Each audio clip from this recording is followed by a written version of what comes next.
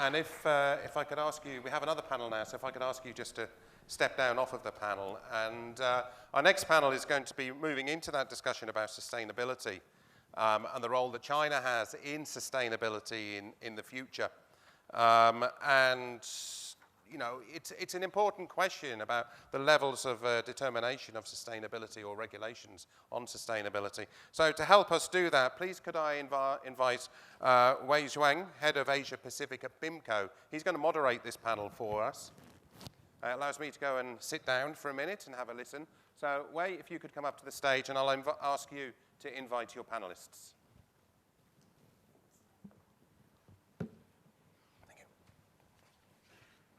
Thank you very much, Craig. And yeah, it's a great honor to be back again. And first of all, thank you for TradeWinds invitations. It's quite important we can see each other again. And it will be equally important to let the TradeWinds to feel and to notice how the strong industry we are developing from here. 下面我们先有请我们这个小组环节的这些嘉宾上台，他们是我们 CEO of the North Power, Heki, please. 然后我们是刘洋 Edward Liu, ICS, and 海问我们的律师。然后 Cyrus, please, from Man Energy. 然后我们中原自保葛琦葛总。然后还有我们最后一位是我们非常有名的 Cetis Maritime, 我们 Mark Young。请大家掌声鼓励一下，谢谢。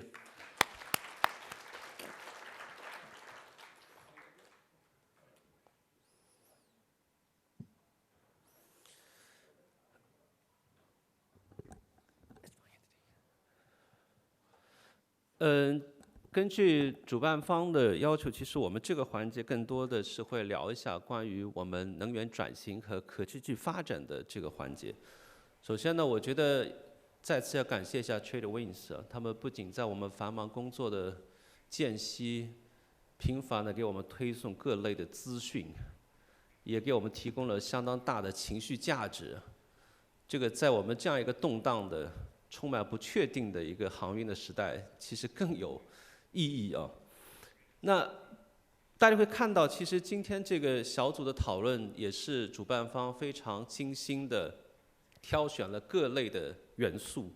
我本人呢是来自滨口一个国际航运的一个组织。我们今天的，我想第一个话题呢，其实还是给我们远道而来的一个 Heki， 其实他并不是我们一个新的朋友。As far as I understand, Heki has been working with Chinese stakeholders for not years, decades. And he's very specialized as the technology provider. And my question, I would go for you, Heki, because you know that given China actually is sitting at the forefront of the green energy within, we call that the maritime industry, ranging from shipbuilding, ship designs, and sustainable energy provider, not least the stakeholders we are sitting here this morning.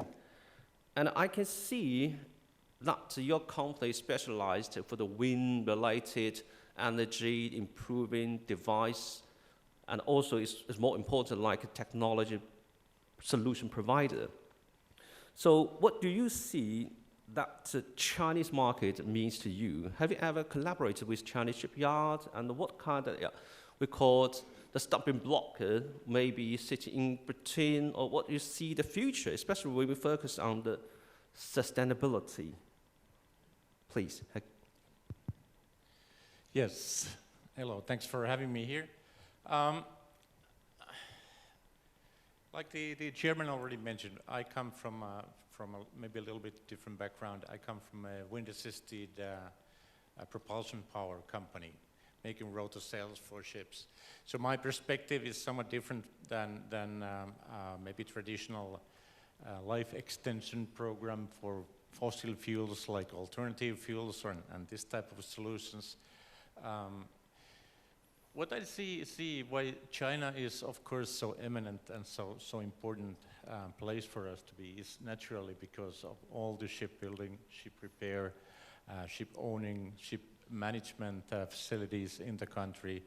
And in the late decades, I would say China has become already a trendsetter in many different aspects when it comes to the naval architecture in itself. I mean, when we are talking about challenges or opportunities, it's very difficult to go forward without sort of speaking about the one without the other. Challenges will become opportunities and vice versa in the future.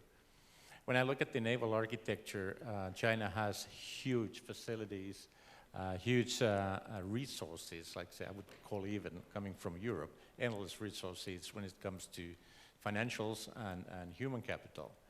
So when you look at the modern ship types, how does a cargo ship look like in the future? Is it going to be like superstructure in the aft, what we've had now for the last 50 years?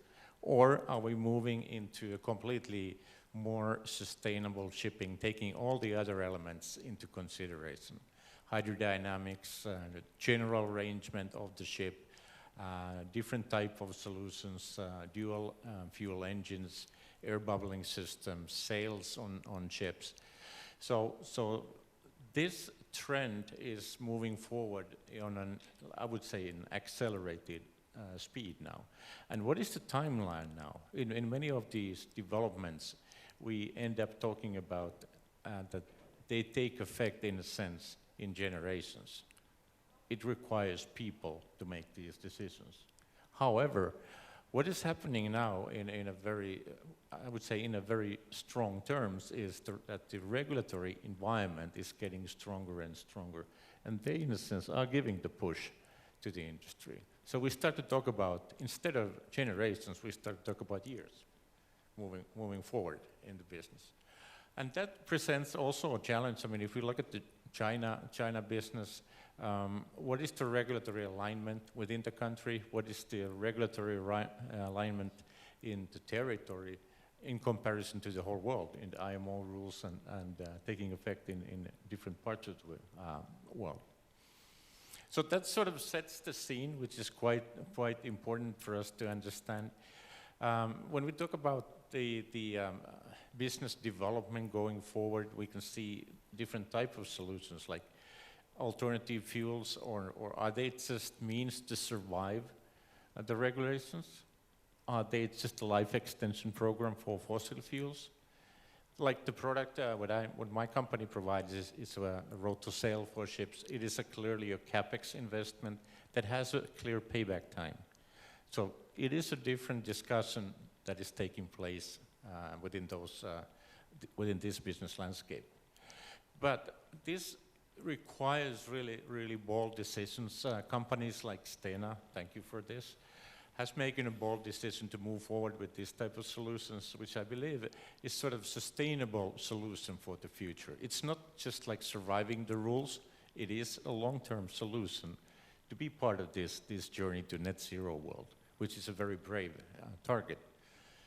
What type of other technical alignment is happening in the world? We can have very interesting developments going on. We have autonomous shipping that is being tested. Whether that will become full-fledged reality, then it's another discussion. But like different voyage optimization systems, where all these ecosystem solutions can be put together.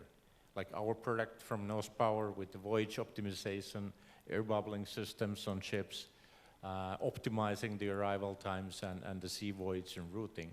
They're all very known to the industry today.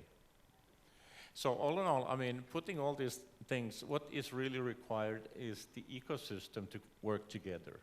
We need collaboration, we need partnerships, we need a lot of understanding what's happening within the different parts of the industry. And that is the opportunity that I would see. We are not necessarily anymore competing against each other with different solutions. We are supplementing rather. Yeah, thank you, Heikki. And yeah, it's very important to actually mention the ecosystem. I think that also, thanks to China, have very solid the whole supply chain in terms of manufacturing. And yeah, as the North Power, just remind us, in Chinese we call it, yeah, it's 有时候会 ，sorry for that， I think 我们有讲到，就是会，刚才嘉宾也提到过物极必反，其实也是我们现在当下一直在讲的，其实慢下来也是一种快，我们要去，不要一路都是狂奔，那也是像风帆一类的，其实也是又回到我们原来当时我们这个行业所发源的这么一个技术，在当下又有它的应用场景。那其实我们刚才也提到，我们中国目前的一个非常强大的一个产业，不仅是最大的造船国，也是贸易国，又是最大的船东国，而且今天也在做不少我们中国的精租。我想问的第二个问题其实也是我们刘洋，他有2个身份，一个是海问的律师，一个是 ICS。So I would like to just switch to English because he's largely represented here on behalf of the ICS, International Chamber of Shipping. Actually, we are the sister associations. And yeah, China is quite, important. It's a crucial element to the global maritime industry. And today we're talking about sustainability. So my question to you is, what do you see China means to the global maritime green transition? And what China means to they call it difference or the gap, now the East and the West, amid the geopolitical conflicts in the pipeline. Thank you. Sure, thank you, Dr. Zhang, and it's my pleasure to be here and invited as a panel speaker for this matter on behalf of SIS. Well, actually, you can see, as Dr. Zhang you just mentioned, that for the 2 leading and most influential non-governmental organizations for shipping, BIMCO and ICS, we both have the offices in China, and of course ICS have both China lead office in Hong Kong and also Shanghai representative office, and BIMCO has already more than 10 years set up the Shanghai office for China and then now Asia's office. So you can see the trend, that for the global shipping, we see moving from West now to be more focusing on East. And China is definitely playing the most important role that moving away, both the shipping and also global trade. And one of the ICS slogan is that shaping the future of shipping.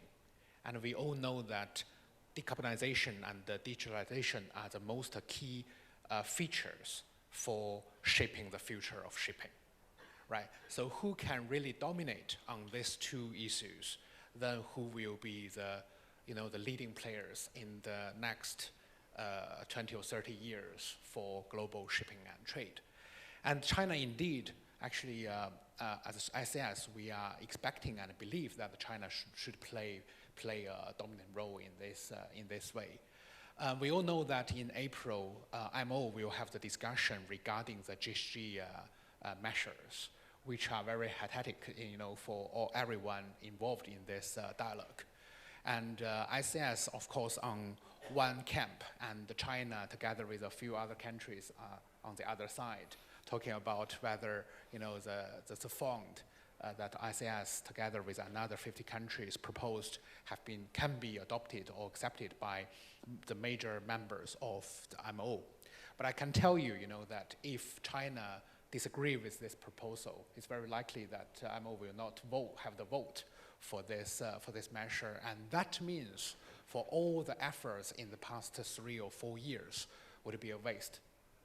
So you can see how important China it is, especially for the first panel that we talk a lot about the U.S. Disordered and distorted, measures against globalization for shipping and trade. And China, I believe that China need to play a more important role for the stability of global shipping and trade. Yeah, so that's the first. And the second, I would say, turning back to the green energy, I mean the decarbonization. Indeed, China has such kind of advantages. We all know that at least as of 2023, China accounted for 40% of the green renewable energy supply, for example, like solar, wind, and hydropower. And we all know that China is the biggest probably supplier for the hydrogen energy as well as battery storage supply as well.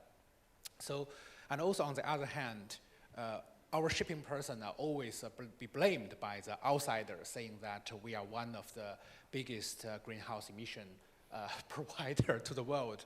Well, it's true, but it's also unfair actually, because we provide 90% of the cargo carriage globally. So so comparing with this percentage, the emission percentage is really nominal.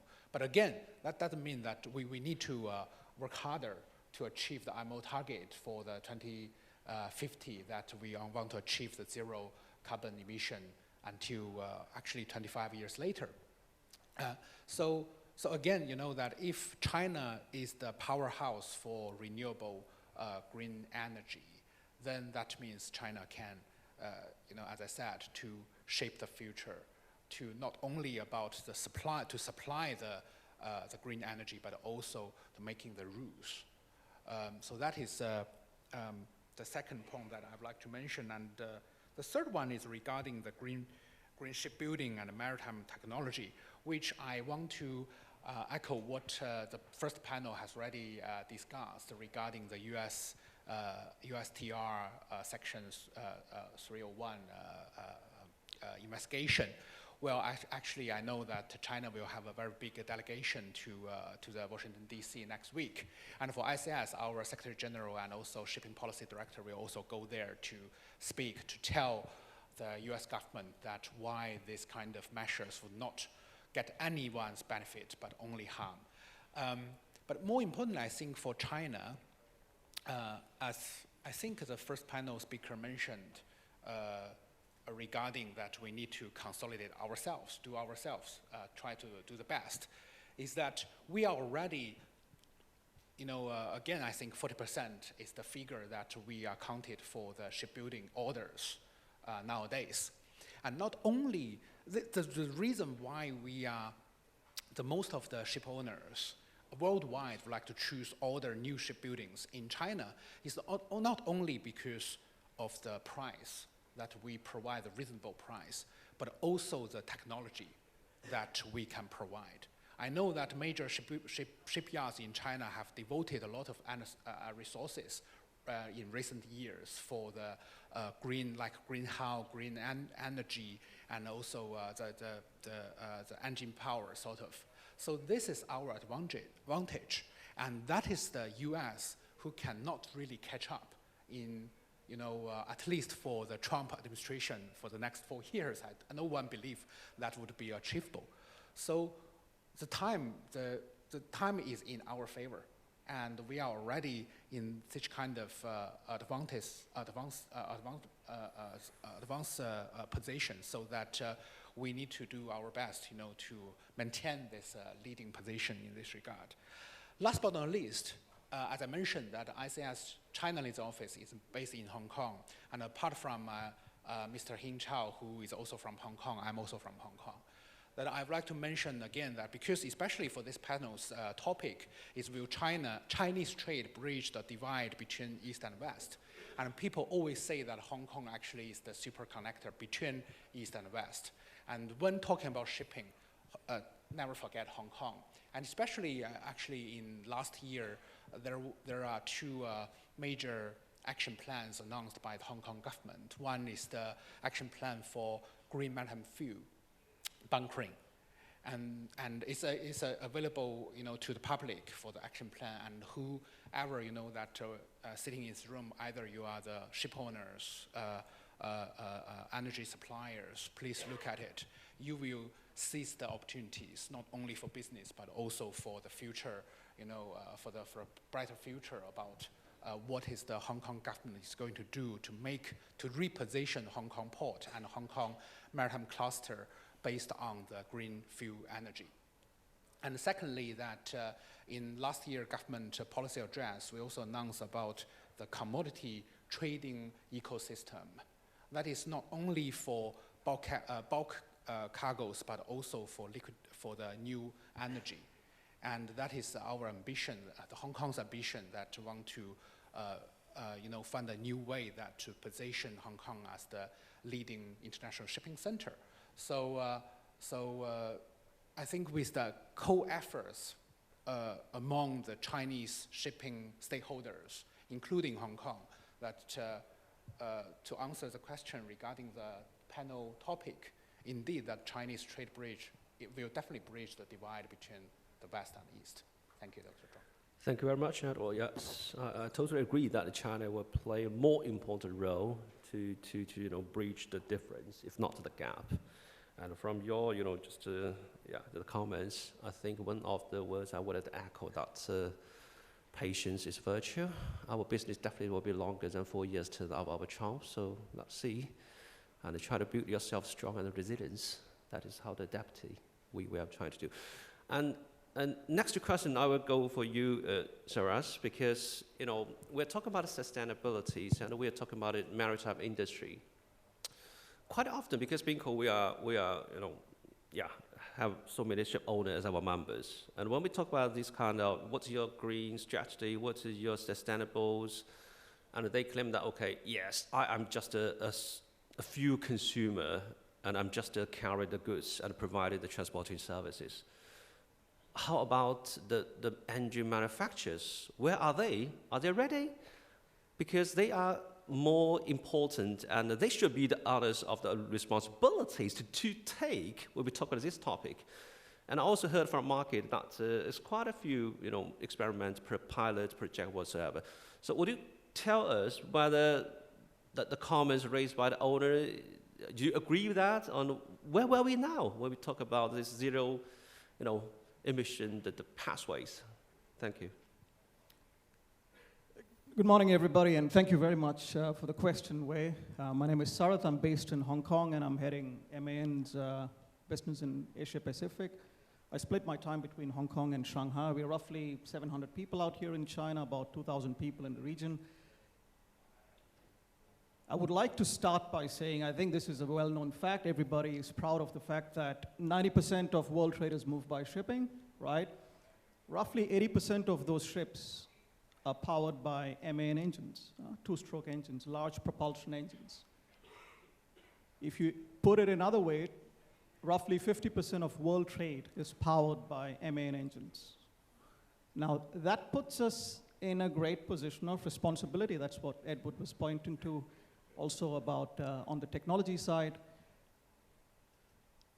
Roughly 1.5%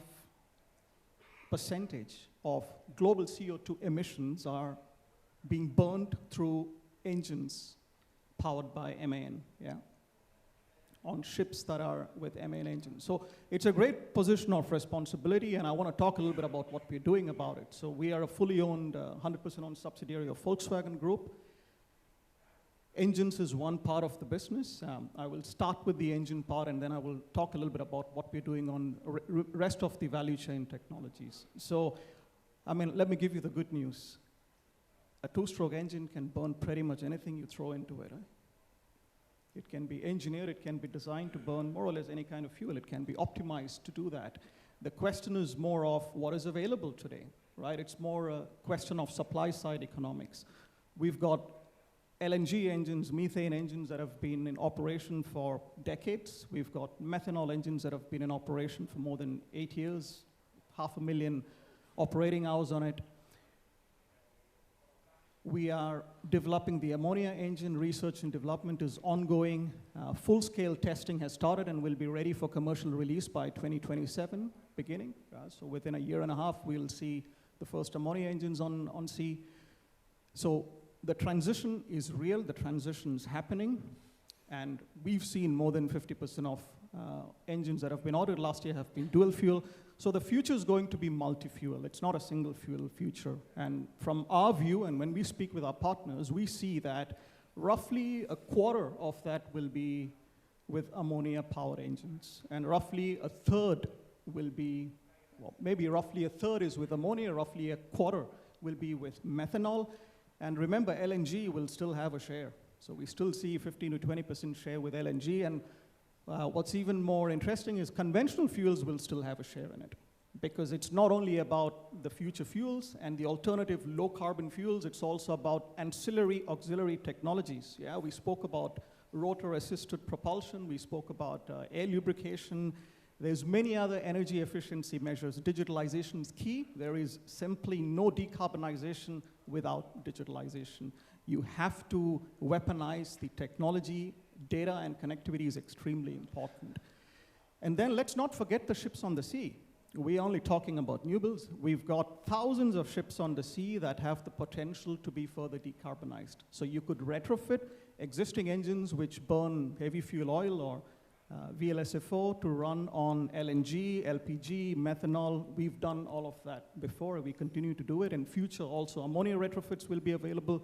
So I think it was a few months ago, I was in Zhoushan Island together with Maersk to deliver the world's first large container vessel retrofitted to run on green methanol. Yeah, 15,000 TEU container ship with the potential to save between 30,000 to 40,000 tons of CO2 per year.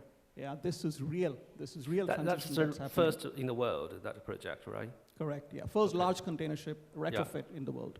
Okay. Yeah. So you talk about the engine makers, where I think LNG is available in the market, right? And yeah, and the methanol you just said is on the way. Methanol is available as well. Is available. Yeah.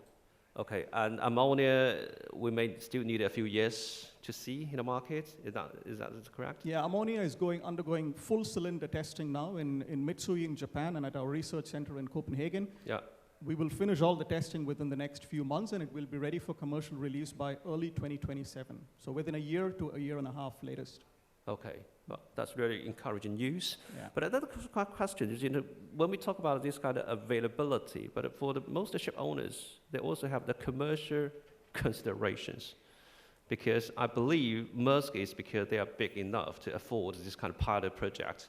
But how about the vast majority of the middle-sized, small-sized ship owners? My question is, what will be their sensible solutions if they choose the new building, either new building or retrofitting? What do you suggest? Yeah, and this is very important because, and that's why I said the world is going to be a multi-fuel future, right? We will have various kinds of fuel, various blends of fuel. Biofuels will have a place as well. We have to remember the fuels that are available today are hydrocarbon derivatives. Yeah, you need hydrogen and you need a source of carbon. And now I bring China into the equation. We are going to see massive decarbonization out here in China. Coal-fired power plants are going to be retrofitted to run with CCUS, with ammonia co-firing. So there's going to be ample point source carbon going to be available. So carbon price is going to reduce. If you look at northern part of China and the wind and solar installations today, it's massive. Yeah? China is going to have huge amounts of green electricity being used for green hydrogen production. So remember, hydrogen and hydrogen derivatives are going to play a big role in decarbonizing the entire supply chain of shipping. So when you have a relatively economical source of green hydrogen and a relatively economical source of carbon, point source carbon capture available out here in China, I think China is going to play a huge role, which I think we don't understand, or we don't realize yet the true potential of China in supplying the world with synthetic, green, sustainable, low-carbon fuels in the future. Okay, thank you very much. Yes, I also note that in the shipping industry alone, we are also seriously, carry out some kind of projects for the carbon captures and storage on board, and that will be also very interesting. The game changes. Yeah, thank you very much. And yeah, my next question was go to 葛琦。葛琦是来自我们中原海运自保，其实也是我们在我们的整个 marine insurance 就是海运保险这块也是非常翘楚之一啊，所以说今天呢也非常有机会，因为我们主要谈的是关于一个绿色能源这样一个挑战和转型。那我的问题其实想问一下，在这个过程当中，其实作为一个保险服务的提供商，你认为你们会在这个过程当中会扮演什么样的一个角色？如果说对于我们大多数的金租公司、传统公司而言，又有什么样一个新的可以增值的一些服务，或者是什么样的一个考虑？跟我们分享一下，谢谢。好，谢谢庄导。那么很高兴来到今天的 TradeWinds 的这个论坛。那么我现在是在中原海运自保公司，那么我是在保部，同时呢我也是在上海航运保险协会兼职，同时呢我也在 IUMI 就是国际海上保险联盟，我是在technical committee 就是一个 Ocean Car Committee 担任一个委员，所以呢我在我们的中原海运在上海的航运保险界、中国的航运保险界以及的国际航运保险界呢也看到了很多这个绿色能源、绿色航运、绿色保险这样的，我想跟大家进行一些的分享。那么首先呢刚才大家都提到。中国呢是最大的船东国，是最大的船舶建造国。那么我想要跟大家说，现在中国也是第一大的货运险的保险的市场，也是第二大的船科险保险市场，所以我们的体量已经足够大。那么说到保险啊，其实来参加这个会，我觉得很高兴，因为大家谈的都是未来，谈的都是这个bright future。但是其实大家知道啊，我参加保险的会，大家谈到的都是什么？谈到的都是风险。谈到的都是这个爆炸，谈到的都是这个火灾，谈到都是船舶沉没，其实都是一些风险的事情。那么可以说保险呢，其实是为我们船东做一个托底的一个事情。那么从我们船舶拥有船舶开始，不论这个能源是风帆还是煤炭还是石油，保险呢一直在提供的这个服务。那么我也相信未来不管是这个电池船舶。这个动力，还是说这个氨、氢，甚至以后的核能保险呢，都会提供这个一个托底的服务，一个支持。那么，但是呢，我是要建议啊，如果各位船东如果在以后要下水一条新能源的船舶的时候，建议啊。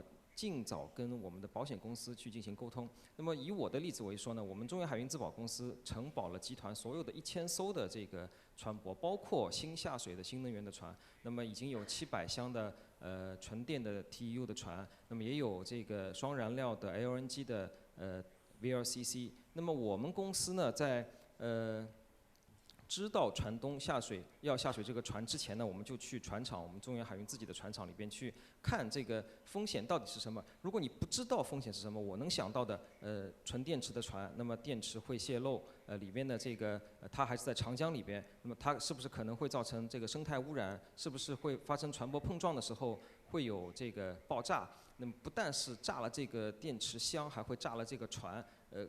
所以你能想到的都是这些风险可怕的事情。但是呢，我们在船舶建造的时候就去跟这个我们的船东，跟我们的船厂，去了解这个风险，你实际的风险是在什么地方？你有什么保护的措施？你有什么建造的一些保护措施的话呢？我们会了解这个实质的风险。所以呢，我们开费率的时候呢，会有一个比较合理的费率。同时呢，我们也会跟我们的再保人，比如说瑞债啊、木债啊，他们就是全世界最大的这些再保人，我们去把我们了解的事情跟他们说，那么他们也会了解这个风险，最后对于我们的再保险的费率也会有一个比较合适的。那么这样传导到前端，我们的质保费率会有一个合理的。那么这是一个保险公司提供风险的这一块儿。那么同时呢，我相信我们最一开始呢，上海的交委的领导呢也做了一个发言。那么中国的政府呢，特别是上海的政府呢，其实对航运保险是非常重视的。那么在去年的下半年呢，上海市政府呢也和上海市银保监会呢，我们叫国家金融监督总局上海分局呢，也联合发布了一个对于支持航运保险高质量发展的指导意见。里边呢也提到要支持绿色保险，支持新能源的船舶。所以呢，在去年在上海航运保险协会的牵头下呢，各个头部的保险公司，包括人保、太保、平安以及中债，联合成立了一个叫中国绿色航运保险的共同体。那么由这个共同体呢，帮助我们这个船东能够去以一个合理的价格和可以支持的这个承保能力来承保我们的这个船舶。那么同时呢，我们也会专门针对这些船舶制定特别的这个条款，因为风险毕竟是不一样的。那么然后在理赔的端，我们也会知道它的发生这个事故可能是什么原因，可能是什么结果，我们怎么去赔付。那么这是一个绿色保险共同体的这个情况。那么同时呢，我相信保险界呢，航运界是一个国际化的一个 industry。那么我们航运保险也是一个国际化的。那么我们上海航运保险协会呢是代表中国加入了 IUMI。其实 IUMI 呢，最近啊，特别是在我们 Ocean Hull Committee 和 Loss Prevention Committee 呢，也研究了很多新能源的船舶。那么现在大家研究的是这些新能源本身的风险。我们知道这个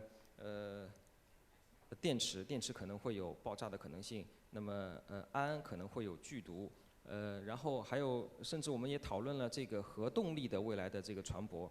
那么核呢，它是在所有的保险里边其实都是一个除外责任。那么大家也在研究如何未来有核动力的商业船舶下水之后我们去承保。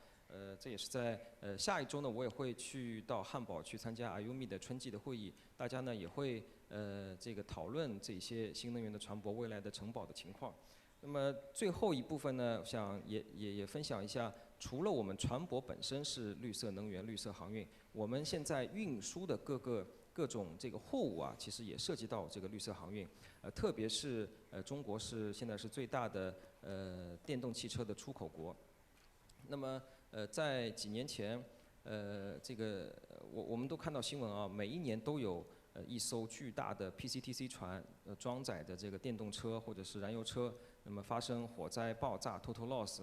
那么最后造成什么呢？最后造成保险公司其实赔了很多钱，赔完很多钱之后，我们的在保人他就不愿意去提供这些承保能力，也不愿意去承保了。那么IUMI 呢是在23年 Fremantle Highway 这个事故之后呢，马上就出了一个指导意见，叫做安全运输电车的指导意见。那么这里边呢也做了对电池车做了研究。那么他就说电池车呢其实从烈度上其实跟燃油车的燃烧的结果是差不多的，只是它因为有热失控有这个复燃的可能性，所以呢，我们在装载这些车以及灭火的时候呢，要提高更大的这个注意。那么从此以后呢，这个各个保险公司其实它是建议各个保险公司不要害怕这样的风险，该承保的还是要承保。那么也要提醒船东怎么注意去做这个防灾防损。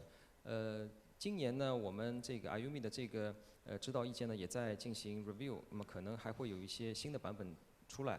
那么我相信这一块呢也是保险界支持我们绿色航运、绿色这个可持续发展的航运的一个表现吧。好，我就介绍到这些。好，谢谢啊，这分享了很多，包括 IUMI 确实是我们需要这样的一个指南来帮我们理清前进的方向。We have a last panelist is Mark Young, and we know that Satos is quite a leading, player in terms of the dry bulk market. And Satos actually invested and ordered new building orders, from various countries. So my question to you, Mark, is quite simple. What do you think is the key competitiveness of the Chinese shipbuilder when compared with other national players? 这样我还是用中文讲啊。这个我们我本人也好，我们公司也好，当然和中国的造船厂很熟悉。我们是干散货的公司，我们主要是 handysize 的公司。我们也有船队当中，大概差不多现在40%左右的船呢是日本造的船。然后呢，包括通过我们的日本公司，包括我们这些合作伙伴，我们也跟日本的船厂有很多的联系。应该这么讲说，其实我对韩国的造船不是那么熟悉，那么就把中国和日本的船厂来做一个比较。在我看来呢，其实这个很有意思，就讲到这个 competitiveness of Chinese shipbuilding， right？ 这个前几天在跟几个美国朋友在聊天的时候呢，很多的美国朋友，或者是说这个很多年以前离开中国去了美国的华人朋友，他们可能还是生活在一个比较20年前的世界，他们认为说这个中国的很多制造业呢还是低人权的优势，劳动力比较便宜，可以加班等等。那当然，我们如果了解这个行业的，我们就知道，其实这已经是昨日的故事了。当然，我们再去看日本的船厂，我跟日本船级社的很多的领导也有很多的沟通，他们都告诉我说，其实这几年中国的船厂在这个新的设备的投入方面，在这个就是这个新设备所帮助带来的质量提高和产能提高方面，是远远快于日本船厂的。所以说，这也就是为什么，当然从干散货来讲，在日本和中国其实还是有一些船型上面有竞争力的。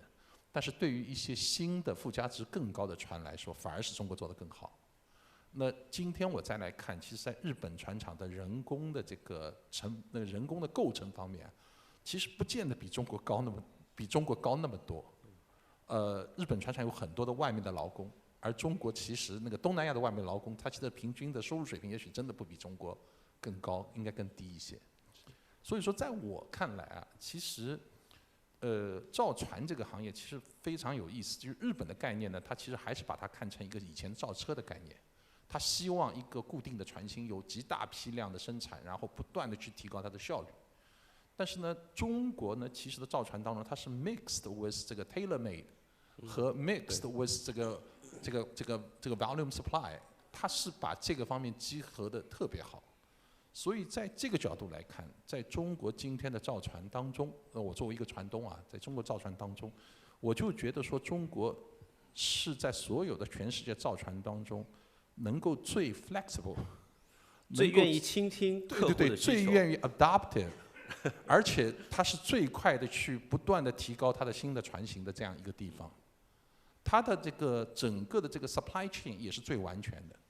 它又是最 open 对于全世界的不同的 supply， 去 pick up the most suitable equipment, the most suitable the solutions for the project. So from that point of view, actually 那个中国的这个造船的这个竞争力，才是真正的这个竞争力所在。所以从这个角度来讲，当我们现在这个 shipping facing 了那么多的这个 new regulations， 那个 new energies alternatives 和这个最多的这种 geopolitical challenges， 但是中国其实它的这个 nature pattern 其实是非常适合于这种竞争性的这样的一种变化的这种场面。所以说，当然大家可能可以说中国很卷，对吧？大家都喜欢说中国很卷。那我也认为说中国确实很卷，但是正是在这种的这个所有的这种 character， 反而是中国在未来的包括新能源的这个 adoption 方面，包括这个 new models 方面，它会走得比所有的人都好。那么这个再反过来再讲一下，就是讲到这个造船的优势里面，就我们其实前面几位前面一个 panel， 包括前面嘉宾都讲起了，就是说美国的这个对中国这个造船的这个302的调查，302调查的这个事情，其实我觉得很多人都对川普提出了很大的批评啊，在我看来，这种批评呢有它的道理，但是也很 unfair。因为对于美国这样的一个，你是经常往返中美两国的，更加能够代表我们去分享一下。对，我可能就再讲一下美国的观点吧。因为在美国角度来说，它是这么一个大国，它不能没有制造业，它不能没有 manufacturing。所以对于美国来说，它希望通过某种手段去 bring back that manufacturing. That's the right way to do it. If you are sitting the leader of America, in the White House, you will do the same thing. 所以从这个角度来讲，我觉得 that is reasonable approach。当然，我也觉得说，可能 pick up the right industry, it's the right things to do。在我的 opinion 里面看上去 ，shipping 恐怕他们真已经 lost for a long time。他们 they not just lost to China, they lost to the Korea, they lost to first Japan then Korea。所以 actually to hurt the China is not necessarily helping the U.S.所以从这个角度来讲，我觉得就是说，又回过来讲中国的造船，我觉得说在造船这个行业当中，中国的这个 competitiveness will always be there。我是觉得说，这个调查，即使他会做，当然我们现在了解，在华盛顿那边了解，我觉得他们也未必会做啊，可能 container 那个 sector 会更容易受到这方面的影响 ，dry bulk。或者是其他的一些行业，可能更难一些。但是不管怎么讲，我是觉得还是这个，我觉得观点和大家还是一样的，就是我觉得说中国的造船业，也许并不那么悲观。你即使，而且这个还不在，就是还这个结论还不基于就是中国有那个 retaliation 的那个 measure 这种情况下，那我觉得即使把它分成了这个US friendly 的市场和 US unfriendly 的市场，也不见得会 kill 这个 shipbuilding industry。So from that point of view，我觉得这个中国的这个造船业到目前为止，日韩恐怕还是很难，即使有这个帮助，日韩恐怕会短时间好一点，但是很难真正的对中国的造船业造成威胁。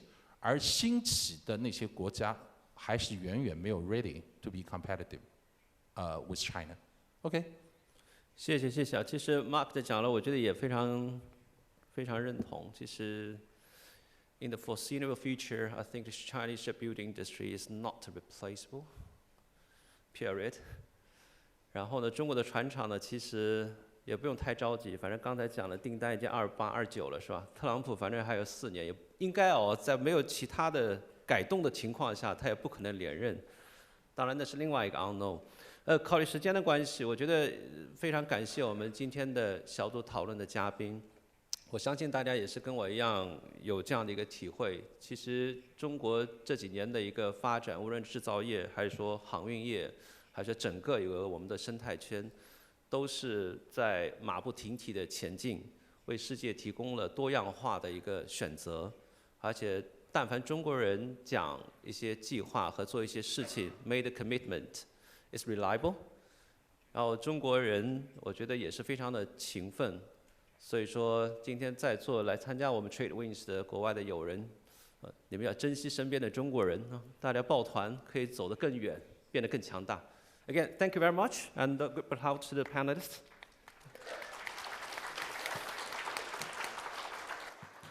So back to you, Craig. I think I don't want to be the man sitting between the launch.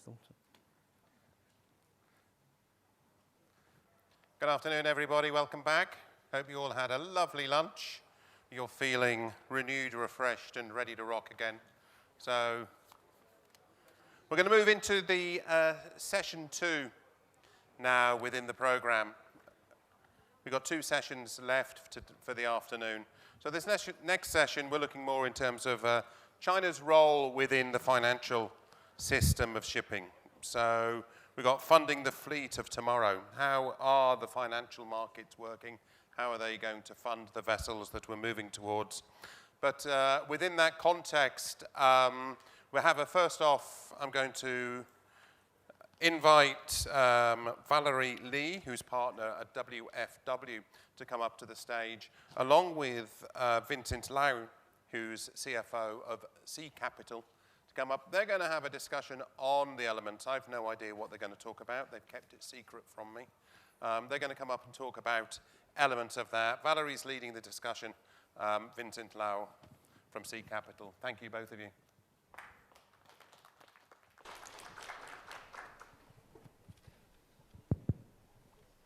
Hi, good afternoon, everyone. Hope that you all had a nice, satisfying meal and great conversations with friends new and old. As mentioned by Craig, I'm Valerie. I'm a partner in the maritime finance practice of Hong Kong office of Watson, Farley & Williams. And I am very pleased to have with me today Vincent Lai, Chief Financial Officer of Sea Capital Holdings, Hong Kong-based leasing company. I think basically one of the more interesting companies that have come up of Hong Kong in the recent times. Maybe just to start us off, if you could give us a bit of a background, your background and how you came to become the Chief Financial Officer of a company like Sea Capital. Yeah, thanks, Valerie. Yeah, and thanks, TradeWinds, for the invitation. You know, I can participate in this conversation. Yeah. Actually, I started my shipping career, I think, in 2000. I joined a Big Four audit firm, PricewaterhouseCoopers, and as an auditor, at that time, major clients are shipping clients, and also including some airline clients as well. And I did the IPO for Pacific Basin in Hong Kong in 2004, and then I joined Costco, Hong Kong Shipping, and then I helped them to inject their bulker assets into their listed platform in Hong Kong as well, China Costco. And just till the financial crisis in 2008, I joined Wacom. At that time, because Wacom, they're hiring a financial controller, and I met Sabrina. And I think the time is quite tough. And because this session is related to SWIFT financing, I think that time, the European banks, they did less SWIFT finance because of financial crisis. At that time also, there are not many, very few leasing companies in China. And also Chinese banks, they are not, I think very few banks, they finance ships as well. And I did a deal, for Wacom, for VLCC tankers too, with one of the Chinese banks with Sino-Share coverage. At that time, it's quite tough because the amount just exceed their credit limit. They need to submit the proposal to the State Council in China. So it took 2 years' time to get the approval. Oh, wow. Over 200 signatures that, I was told. And then I spent, after 8 years in Wacom, I joined an energy and port owner in China named Landbridge. Yeah, and because Landbridge, they have invest ports overseas in Australia, in Panama, and we have gas fields, oil fields in Australia and New Zealand as well. So I got some exposure in the oil and gas upstream and also ports as well. But at that time, I also developed a fleet of VLCC tankers for the Landbridge. But I can share you with a story because this session also relates to some innovation as well. And in Landbridge days, it's very interesting because we have a fleet of VLCC tankers, 6, okay, including 3 new buildings, including just 3 existing fleet, and also 3 new buildings. But the leverage is very high, and we just have 1% down payment for the new buildings. At that time, we are quite tough because in 1.4, Chinese government encouraged the private enterprise to invest overseas. So the capital flow very freely from China to overseas. But at some point, around 18, 19, the government controlled the capital flow. So the money cannot be moved out, from China to overseas, including Hong Kong. So we need to fund the fleet. But actually, why I told, I talking about this, because at the time there's a sulfur cap regulation, in 2020. Actually, if an owner, at that time we have VLCC tankers, everyone, they had the debate about, the scrubbers. Some are very reluctant to do scrubber thing. But at that time, actually in Landbridge, quite tough because no money out from China. We need to fund the fleet and also the new buildings program. So we utilize that. We just decide to install scrubbers so that we structure the financing proposal and ask some shipping funds together to finance the project. And also there is some profit-sharing element because of the bunker savings as well. So that related some in the financing element as well. But I can say that sometimes technology, regulations, requirement may create opportunity for you to fund your vessels, to have more working capital. 2 years back, actually, Sabrina and Kenneth, they joined together to form this platform, Sea Capital. It's a ship leasing platform in Hong Kong. And I joined them until now. Yeah. So for those who, in Hong Kong, you just say Sabrina and Kenneth, and people know who they are. So it's Sabrina Chow of the Chow family. So Hing's sister, effectively, and then obviously Kenneth Lam, who has been head of Asia shipping in Credit Agricole for the past 30 odd years, I think. Yeah. So very, very good names, and but having said that, Sea Capital only started basically less than 2 years ago, right? April 2023, so less than 2 years ago. And certainly, at least from the law firm's point of view, we keep abreast of the transactions that people are entering into, the names that are being discussed. And Sea Capital has come up quite frequently, and not just in Hong Kong, but quite internationally, as we discussed earlier. What are perhaps some of the more interesting deals that you have been involved in the past 24 months that you would be able to obviously share with us about? Actually, Kenneth, he started the company in April 2023, and I joined in May 2023. And we started from zero, and we have very limited capital at that time. And so we, when we talk with investors, everyone needs, you need to have some track record before you can source some capital. And then fortunately, we did something, because this business is always about relationship, okay? Based on relationship, we secure some business with, our relationship customer. We secure some projects, and we started our business with, limited capital. And then until now, right now we have committed around 20 ships. We have 1 VLCC tanker and 6 multi-purpose vessels and 8 chemical tankers and also 1 mini capesize and also 2 to 6 LNG bunkering vessels, new buildings. Okay, but I tell you a story, it's tough, but actually when you get, I can tell you the story. Right now we don't have any institutional money, investors in Sea Capital. And very fortunate we have a group of founding investors. I can so-called families and friends of our founders, Ken and Sabrina, and they are very supportive. They give us full trust. So in terms of selection of projects, we have, their trust, to choose what we need to invest. And also, I think our founders have a very good relationship in this industry, so we can always, capture some good projects together. And so I think very fortunate, but it's tough because new company, when you talk about, you cannot do yourself, just, put all equity in your projects, right? You need bad financing. As new company, it's quite tough to get bad leverage, from banks, because nowadays the banks cannot do quite a lot of new accounts, even though you guys, maybe shareholders background so strong, so reputable, they need long-term charter, but not many projects have long-term charter, right? But during the days, we build up the track record, and that's okay right now. Yeah. I think there are maybe also a couple of joint ventures that you have also participated in. Is that something that was planned right at the beginning, or is it a response to what has been what you see in the market?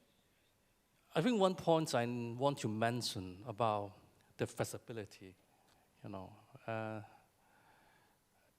in the first day, we think we will develop our business, more in the finance lease. So just like other financial leasing company, we lend, our shipping clients.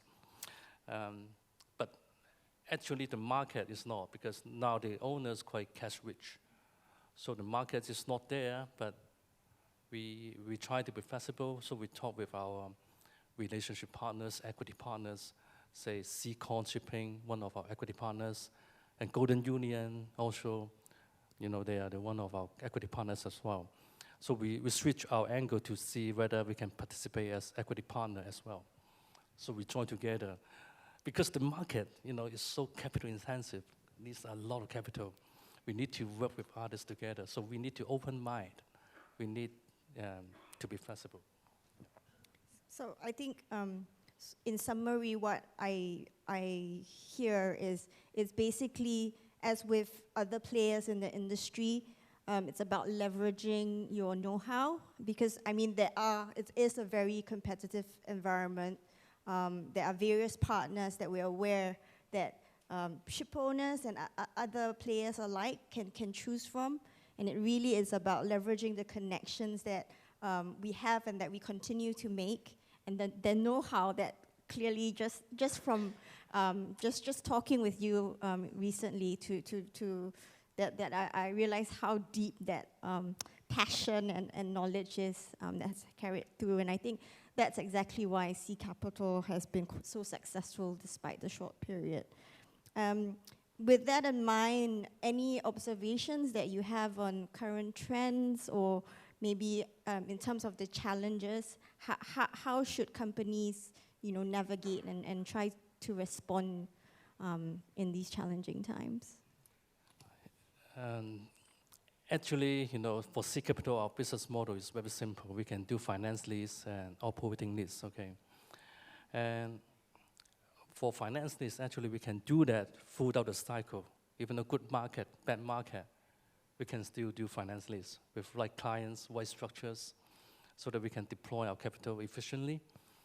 And at some point, there are good assets, good charter coverage, and we will invest in assets as well. So we do operating lease.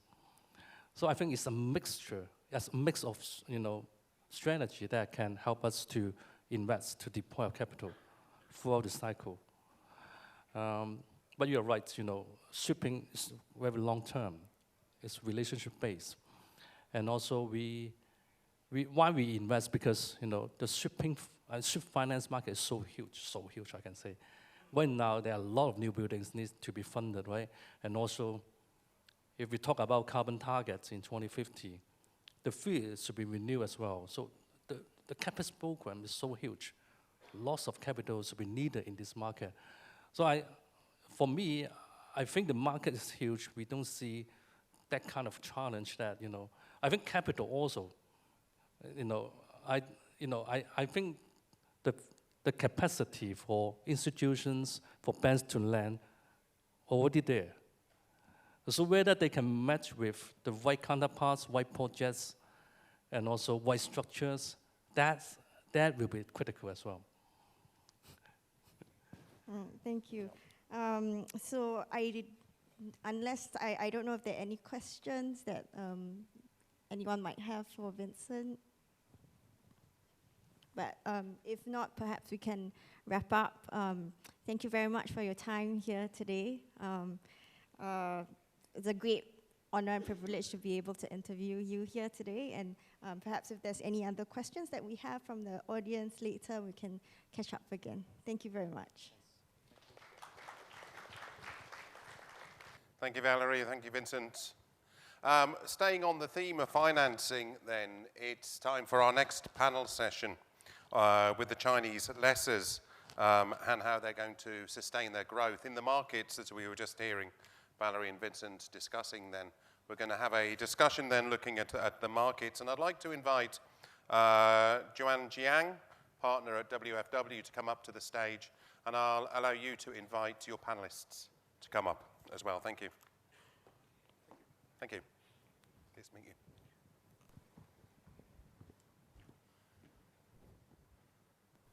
Hello, hello. So may I welcome the panelists to the floor? Yes. I'll introduce the panelists when they come up to the stage.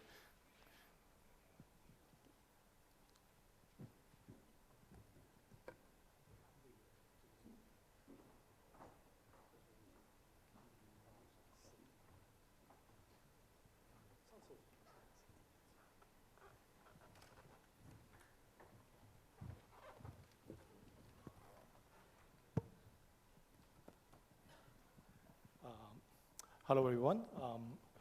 Firstly, I want to thank TradeWinds for organizing this panel with a lot of the distinguished panelists. I'm happy to do this again. I was here last year too, also with some familiar faces. Okay. First, I want to introduce all the panelists here. I will start from my left-hand side. Maureen is the executive. Maureen Xiang is the executive director of Ship Finance of Standard Chartered Bank. And then we have Christian Noting, is the group treasurer and head of corporate finance of Purus. And then Peter Zhao Kuo, president of Ship Finance, Ship Leasing Department of Minsheng Financial Leasing. And then we have Mr. Yan Xiwang, head of Europe of SPDB Financial Leasing. And then Mr. Li Jiatu, managing director for marketing of China Shipbuilding Consulting Company Limited. So a little bit correction of the company name within the same group. Former name, okay. In this panel today, I think we have leasing houses, we have ship owners and banks. We have a fair representation of the key ship finance players. I think what we have seen is that the maritime sector has experienced highly dynamic and unpredictable landscape in recent years. And a lot of the discussion I had outside this meeting room about these uncertainties, maybe because I'm the lawyer, so people ask me about a lot of questions about risks. But in general, the first question I want to put forth to the panelists is, from your respective perspective, what are the key factors shaping your organization's strategy? And if you have to take a position, would you say there are more opportunities to seize or more challenges to overcome? So, Maureen, may we start with you? Yeah, sure. Hi, everyone. I'm Maureen. I'm from Standard Chartered Bank Transportation Finance team. Very honored to be here. To answer Jen's first question, SCB's strategy has been and will be consistent. I think number one is we are very client-centric. It is easier said than done.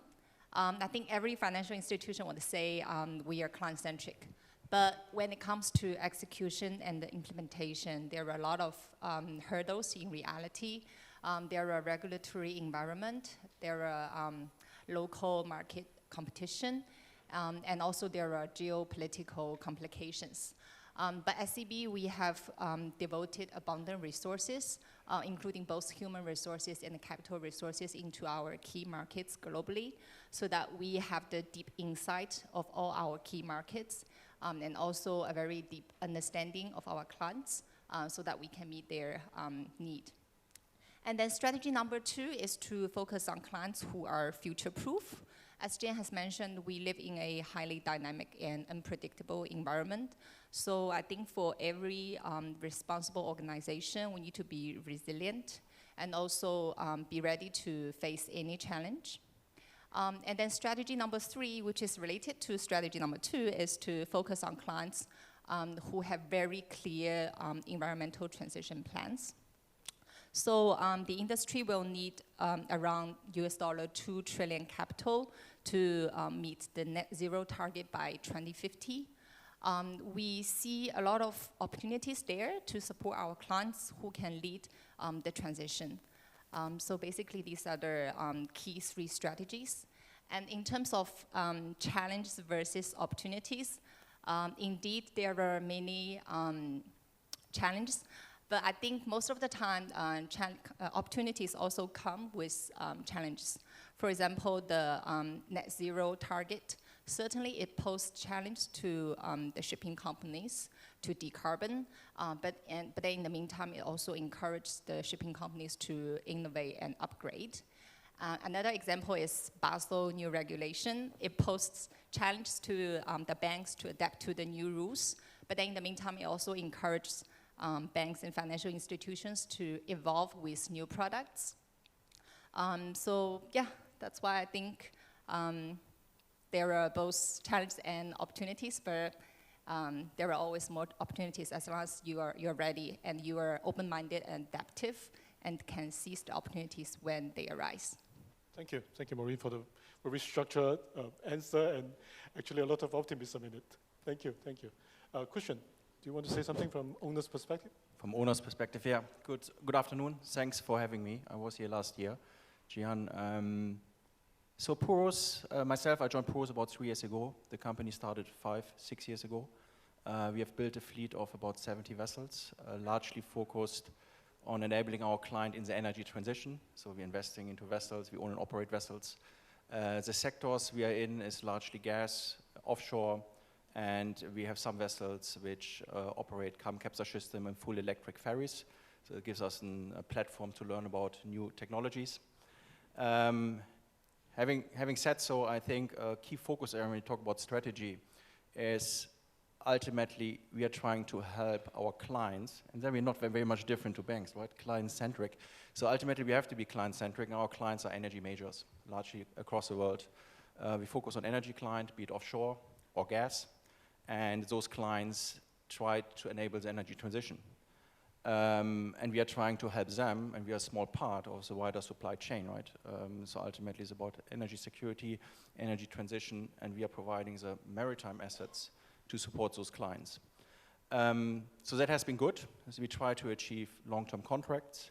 We try to get very efficient, I don't call it cheap, but very efficient financing from our colleagues in China, in banks, Chinese leasing, other Japanese leasing, other leasing products.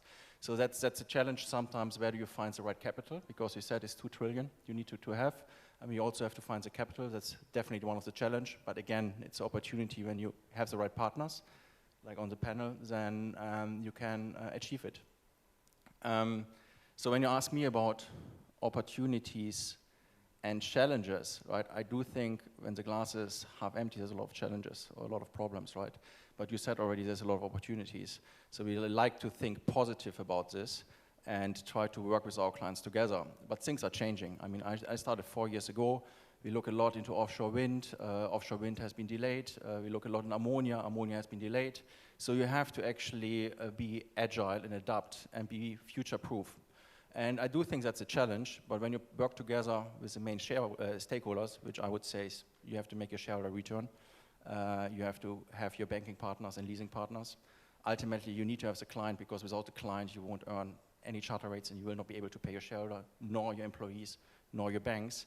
Then it works, and I think that's the challenge, to find the right, attractive proposal which fits all the boxes. So I think that's a challenge, but when you make it work, then this is a great opportunity and you can actually win market share. Thank you, Christian. Peter, maybe as the first lessor to speak. Yeah, thank you, Mr. Guan, and very happy to stay here to share some information and opinion to you all. And for Minsheng, as a leasing house, as for Shipping Financial is quite interesting. We are not like Shipowners to face the market directly, but you can see after the more than 15 years development, Chinese leasing house is quite activity today is in shipping market. And for our side, we still think provide service is our to our customers is our position in this market. So in today's market situation, there's so many different things, quite interesting. We don't know what will happen tomorrow. So as a financial institute, from our side, we think what we can do is follow our customers and cooperate together very stable, and we need to go to with our customers to see the market and to provide a more professional production structure and to build a win-win situation. And marketing is changing every day, not very different from past days. But we similarly we need to face more challenging. But especially in these situations, the more we need to go with our customers together to see the market and to do more things. I think even you can professional enough, you can looking for more challenging in these days. So for Minsheng, we are keep here after 15th development. We are more think we can do it better, especially even in this special market today. Thank you, Peter. 希望总，您这边代表这个 SPDB， 你也说一下您的看法。好，我这边就用中文啊，因为我相信翻译应该的英语比我要更专业。然后我分享一下我的观点。我们的观点是，目前国际航运的确面临了巨大的挑战。我们关注到目前国际的经济增长在放缓，国际的贸易保护主义在抬头，同时国际的地缘政治冲突也在加剧。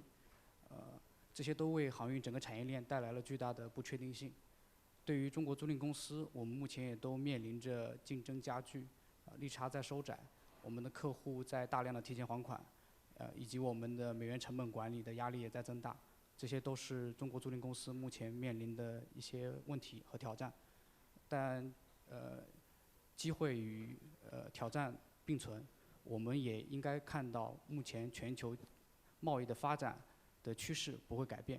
经过几百年全球国际分工的发展，全球国际分工的格局已经形成，并不会因为当前短期的贸易摩擦，而导致全球贸易发展的发生根本性的变化。第二个就是海运作为海运的运输方式，并不会被其他运输方式所取代，这是由海运它独特的效率还有它的成本所决定的。即使科技进一步发展，海运的运输方式也不会被其他运输方式所取代。第三个是绿色航运的发展趋势不可逆转，这个在将来将对整一个航运产业带来持续的、长久的、巨大的船舶更新换代的需求，还有投资和融资的需求。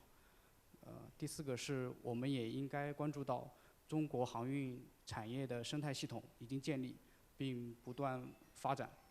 中国已经是全球最大的货物进出口国，全球最大的船舶制造国，以及全球最大的船东国。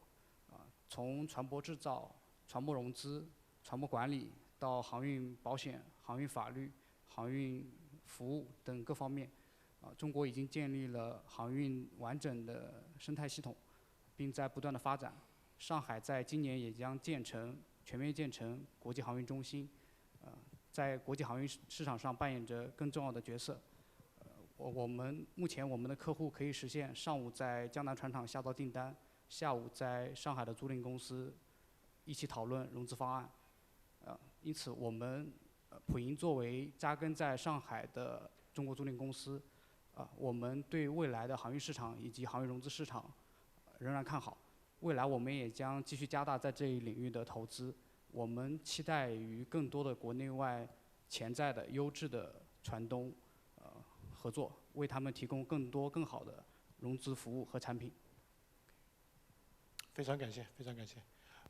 Mr. Lee, do you Yes. want to answer the question? Yeah, of course. I mean, it's quite challenging to be the last one to answer the first question, actually. But I mean, among all these kind of key factors, shape your organization strategy. I mean, this like networking, like your consistent strategy. I mean, your professional expertise. I mean, all these factors actually are very important. And I just would like to add one more. Actually, for us, I think it's the risk. How you deal with the risk. I think this is also very important. I mean, even it's more important than the other points. I mean, the reason for that actually is our company actually is a bit of different from the other conventional financial leasing companies. We just more focus on this operating lease. In this structure actually we normally take the risk of residual values of after the charter period. And I think the key point is how you to take the risk, and how you to deal with the risk, and how you to screen all these risks and decide which is the risk actually is bearable and which is something that you will not take. So actually, in order for you to find out what is something that you can do, actually require a lot of professionals, a lot of knowledges, your understanding of this market. So I think this is for us, I think this is a very key factor. And also to the second question, I mean, if I have to take a side, I mean, I would definitely stand with growth. To be honest, I really do think there's still quite big room for these Chinese leasing companies to develop. I mean, just as Vincent explained in the last talk, there's a lot of requirements for these capitals to come in this market. And also, but I also agree with other speakers said. I mean, this risk also, I mean, come along with the with challenges. There are for the leasing companies. I mean, if you just take one step closer to say the composition of now this Chinese leasing markets or Chinese leasing companies, you will find actually now there are already some leasing companies been involved, changed. For example, some leasing companies focus on operating lease instead of financial lease. Some of the leasing companies actually simplify their decision-making procedure to catch up the tempo of the transaction. For example, so I do think actually there's a lot of market. The Chinese leasing companies hasn't been penetrated yet, or used to be very dynamic, active in that market, but fade away in the later stage. For example, like offshore market. But I do think actually with the more expertise, getting in with the, more experienced professional, team you build up in-house in the leasing companies, then they will be more capable for, dealing with, all kinds of, the risk or challenges, coming along with such kind of opportunities to accommodate with the demand from this market. Right. Thank you, Mr. Lee. I think it's interesting that you touch upon operating lease because like my colleague Valerie, who just interviewed Vincent, in Watson Williams, we actually see that other than the finance lease structures, we actually have more and more operating lease deals with a lot of structure element that built in it. Maybe we can touch upon that later, and maybe I'll come back to Maureen for the next question. I think that you're from banks, and what we have seen from our perspective as lawyers, and you finance the owners, but you also finance the lessors. So you're familiar with both of them. So from a banking perspective, how do you view the current and future relationship between the traditional banks and the Chinese lessors in the maritime finance sector?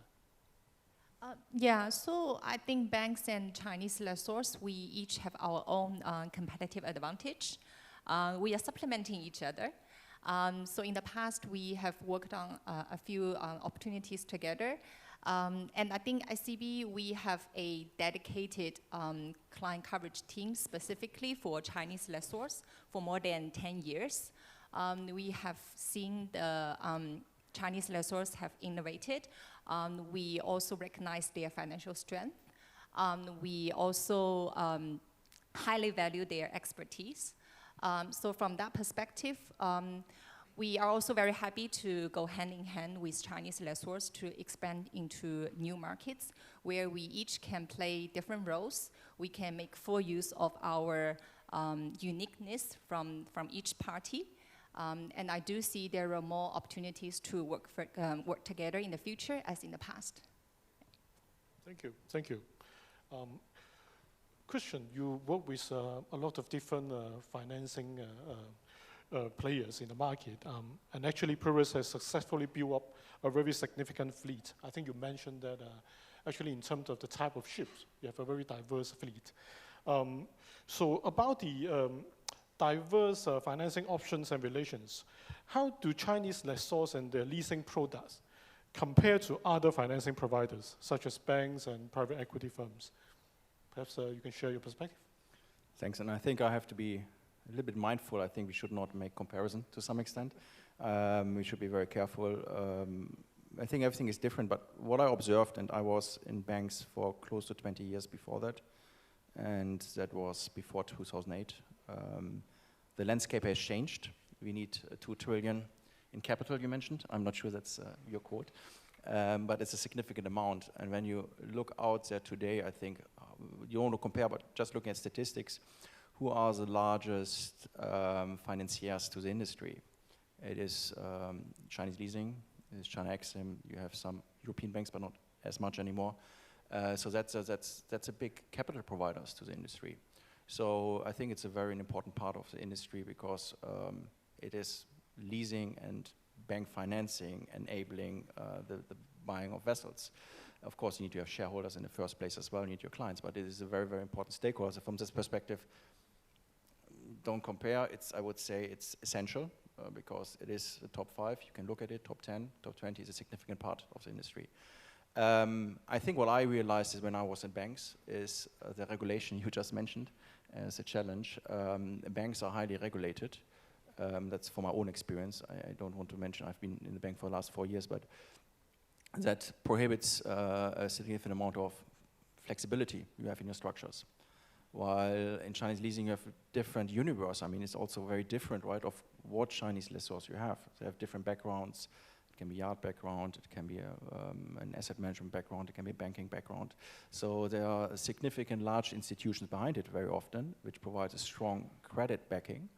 And at the same time, you have a leasing platform, which provides you with more flexibility in the terms you can provide. Having said so, we just heard that the banks finance the Chinese lessors, so the Chinese lessors to some extent needs the complementary part of the banks. And we like it actually I mean, personally, I like it when I know that a bank we know and a lessor we know, they finance together us. I mean, that's perfect. That's, I think, the beautiful word, because you know everybody in the structure. It's not always the case that you know everybody, but that works. So it's complementary. I do think that there's more flexibility in Chinese leasing. It is a significant source of financing, but we also have to be mindful that banks still play a role, and they're also back lending the Chinese lessors. So when you ask about my job, and to be very honest, what I learned after the financial crisis, you need to manage relationships. I mean, relationships are very important, that's the first thing. And the second thing, you have to diversification, because you cannot rely on one or two person, and the same, the bank and lessors won't do it rightfully. And I think that's the most important you have to do when you think about financing. So, sorry I didn't compare, but diversification. Thank you, Christian. I think the emphasis of relationship, I think in the last year you also, when you speak about the Ship Finance, you also mentioned that. And I think for the next one, for Peter, what I see in the experience I work with Minsheng is that I think for partnership and collaboration, Minsheng has been doing a lot of projects and developed their own approach in developing partnerships. And actually, these factors are increasingly emphasized by other lessors too. Do you see these dynamics which shapes the traditional notion of ship owning and operational strategy? Thank you. And for my opinion, as a financial institute, mostly I think our cooperator customers is our most important. Yeah, we pay our attention on project structure, assets, but at the end, I think the relationship and the cooperator is the most important and more important element during our development, our business. After the last 10 or 15 years, the marketing is changed a lot. And the shipping operator is not like before. Today we can see the ship owners, the cargo owners not belongs to the ship owners. It maybe some oil major trading house, even some financiers. So different ship owners, different customers, their need is different. What's their purpose is different. So as a financial and a leasing house, we also, after the last cycle market change, so we also need to review how the marketing need is and how our customer, their need is not only finance. Yeah, maybe sometimes they need is cargo, sometimes maybe service is different already. So what we need to do, what we need to pay our attention is increase our professional ability, our structure design ability to fix the real demand of our customers, because the marketing is different. And if we only do finance, what's the difference with Mr. Xiang? So for Minsheng, what we pay our attention is our customer, our long-term cooperators. We're not only looking for one or two projects. What we're looking for is a long-term and stable relationship with our cooperators. We will build this kind of very close relationship that's helpful to us to build our business, to develop our business. It also can control our risk. Yeah. Thank you, Peter. I think compared with Minsheng, SPDB Financial Leasing is a relatively newcomer in the market, but you develop very fast. Perhaps Mr. Yan, with that rapid development into the international ship lease market, what differentiates your organization from other ship leasing players? I know the Christian said that maybe sometimes we should be careful to compare. Yeah, it's okay. But if you need to compare, what would be your perspective? Okay. 我先简单介绍一下普银金融租赁。普银金融租赁成立在2012年，控股股东是上海浦东发展银行。但我们直到2018年才正式进入航运融资业务。目前我们累计为30多家国内外的船东提供船舶融资服务。我们的客户来自于10多个国家和地区。这几年我们累计在航运产业上投入大概60亿美元。目前我们的船队规模是107艘，包括了散货船、邮轮、集装箱船和气体船，以及部分的特种船。同时近年来我们也在关注以 FISU、FLNG、FPSO 为代表的海工资产，所以和其他的中国租赁公司相比，普银金融租赁在船舶航运融资领域是近年来发展最快的，然后我们的每年投放规模是最稳定的，同时船舶的资产是最平衡的中国租赁公司。另外还有一点另外还有一点，普银金融租赁非常重视我们的创新精神，还有客户的服务意识。我们也非常刚刚如赵总所讲，我们也非常注重和客户的长期的合作关系。目前我们也注意到市场上现在对 LNG 加注船对 LNG 加注船特别关注，但普银在2022到2023年已经与新加坡船东完成了首单的加注船船舶融资，也成为最早进入加注船舶融资的中国租赁公司之一。那还有一点值得注意的是，普银目前的存量客户中，超过一半的客户与普银再次开展了船舶融资业务。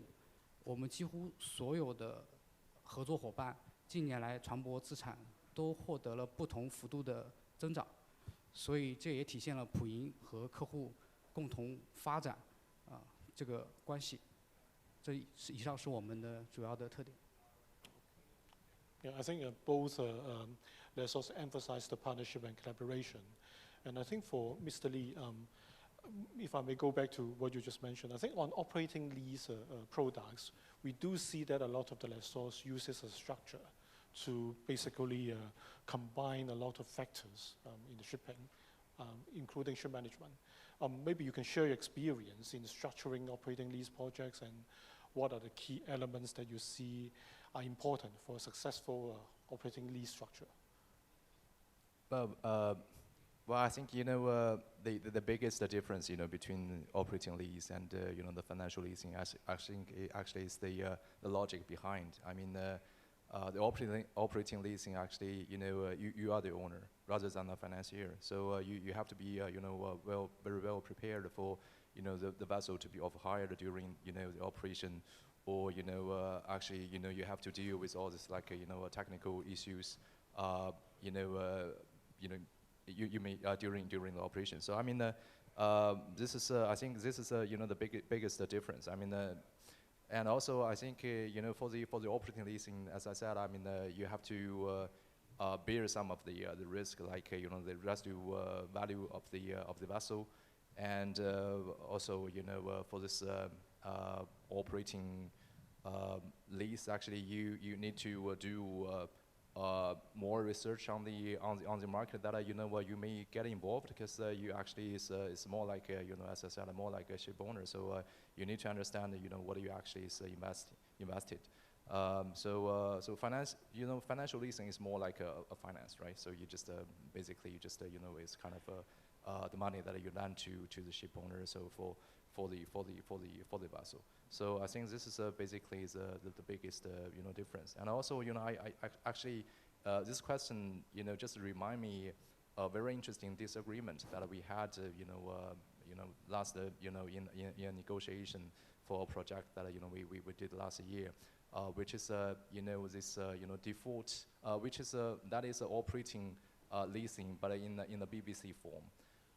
And we had this disagreement on whether we should have default interest if the charterer actually cannot pay on time.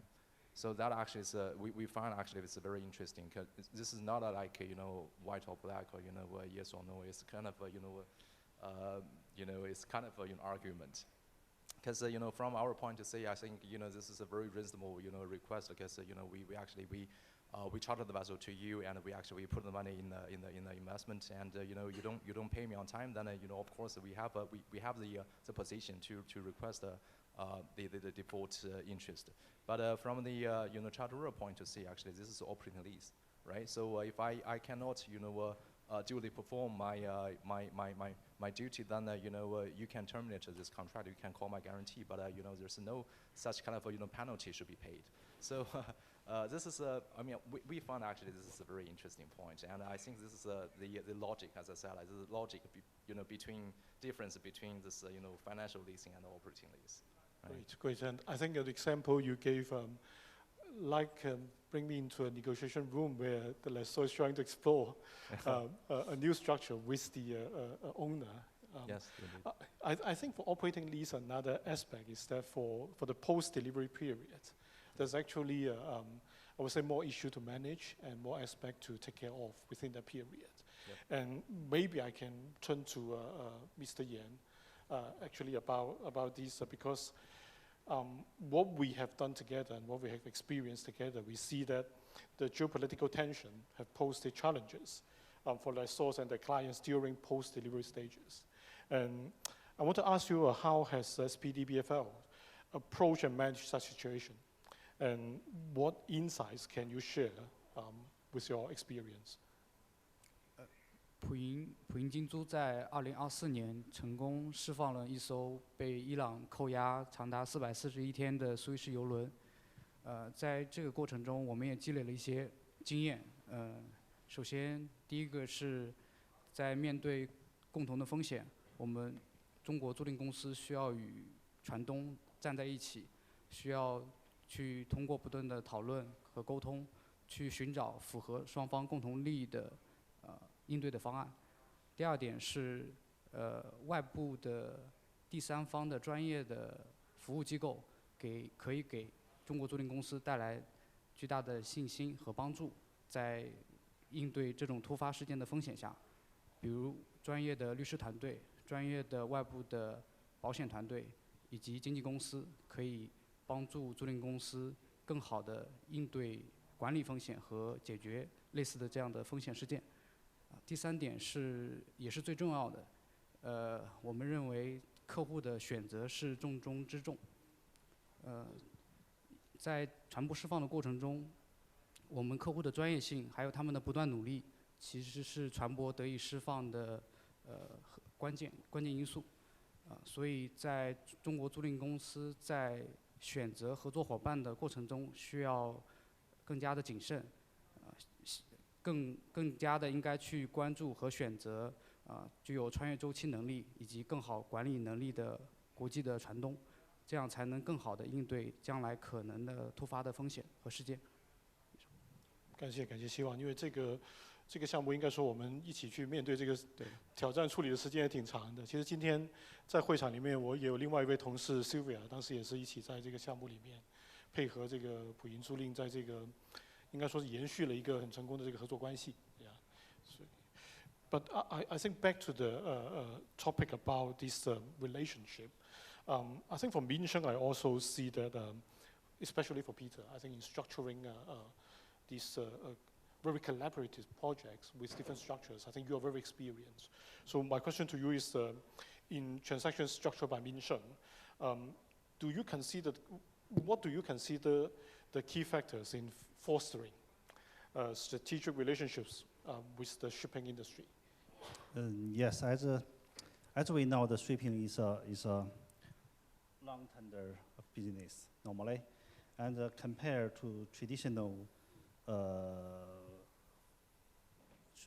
financial production, if you are a banker, long tender means more risk.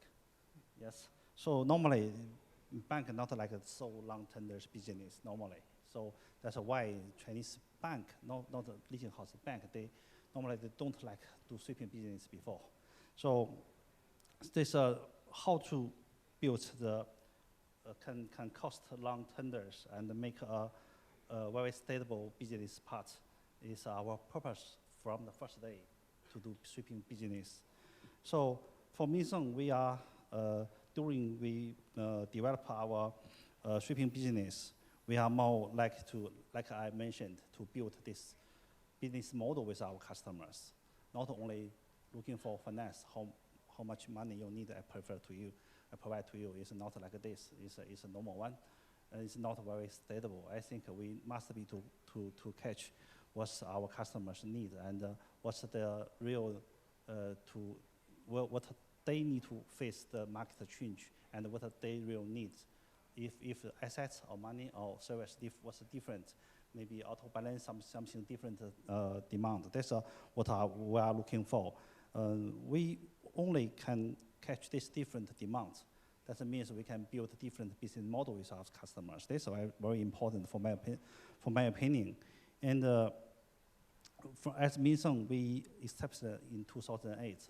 From the first day we start to our shipping business, already more than 10 years. We can see we keep on this market, no matter good market or poor market.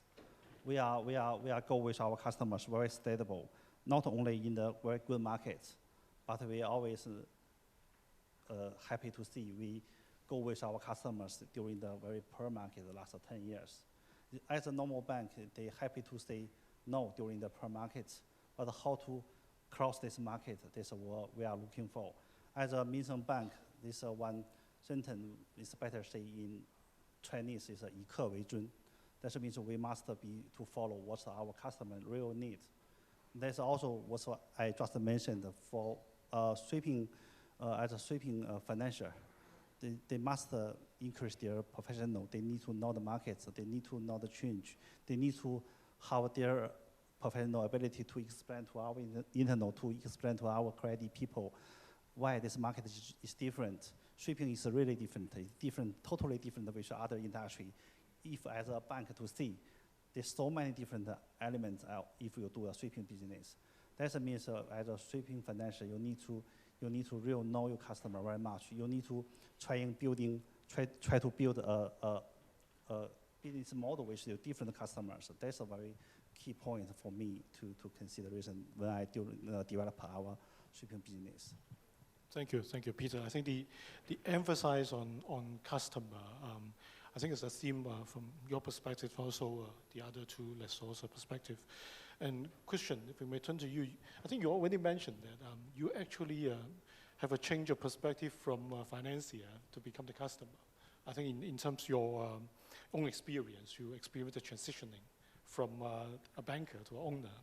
So what key trends and developments do you foresee, okay, in the maritime finance industry? How should Chinese lessors prepare for these changes?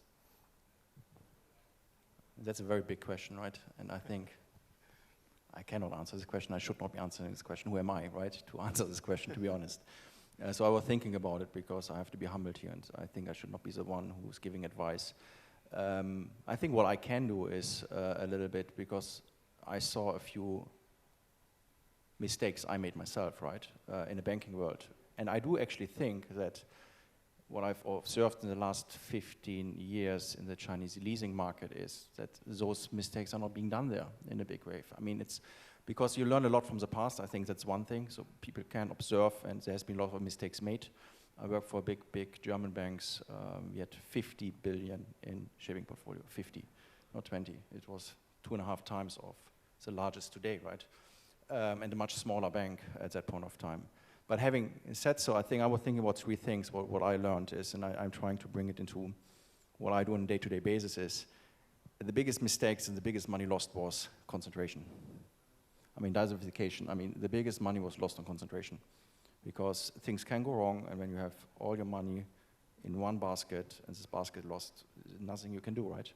So I think that's really important. I mean, that doesn't mean you cannot take concentration. You can do concentration, but you have to be very mindful of how to address it. That was, and what we are trying as well, we have to diversify.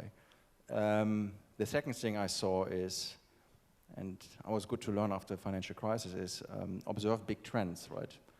I mean, I was number crunching and looking, and leverage ratio, and debt to interest ratio, and debt service coverage ratio, and everything, right? And I was running the numbers and go good, but what I really learned, when something goes wrong, it doesn't matter, right? Honestly, it's really, and that was there are two things actually. One, observing big trends, right, and seeing the big picture, taking a step back, and I didn't see it, right? And today I didn't even see it, right? I still have to go back and see, like, what are the big changes, right, and trying to see it before it really happens. And the second thing, who are you doing business with? I mean, ultimately, what you say, I mean, what's your client need, right? And even we are there, what's our client needs, right? What the charterer needs. So we have to be there, but they know better the supply chain than we do, right? So we are just closer in the supply chain to someone else. You're closer to the banking market and the financing market. But really, who are you banking with and how well do they understand their client and what they are doing, right? I mean, I think that's because that protects you. Because ultimately, at the beginning, we're all have the same interest, right? Only when something goes wrong, then there starts a conflict, to be honest. So when we really know, does the person know what he's doing? I think that's a good thing. That's my personal view. It's not an advice. I think that's really well done in the Chinese leasing market, but it was mistakes I learned in my banking career. Thank you, Christian. Maureen, I think you actually have a lot of cross-jurisdiction experience. So based on your experience across mainland China, Hong Kong, Taiwan, and Japan, I think it's all the jurisdictions you cover. What regional difference do you observe in the demand of ship finance products? Yeah, for mainland China, I think RMB internationalization is definitely the increasing trend. It used to be more popular in trade products, but now I see more and more demand for long-term shipping finance to adapt to RMB internationalization. Of course, it comes with many other related topics, such as how to mitigate the FX risk, how to mitigate the interest rate risk. It's a learning curve for every player in the mainland China market.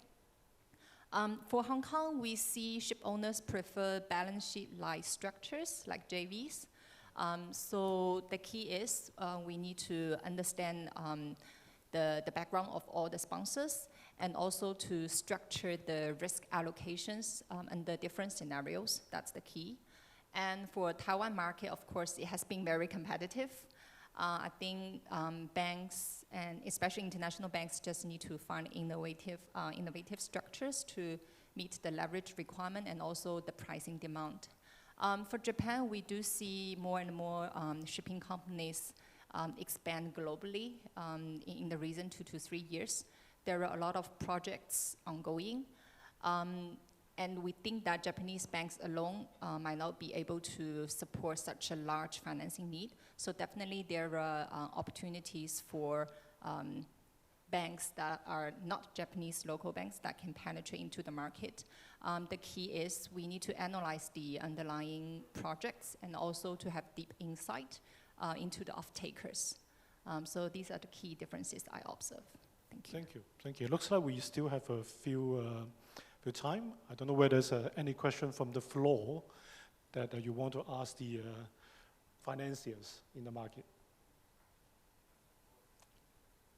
Okay, if not, then we'll save our 20 seconds here.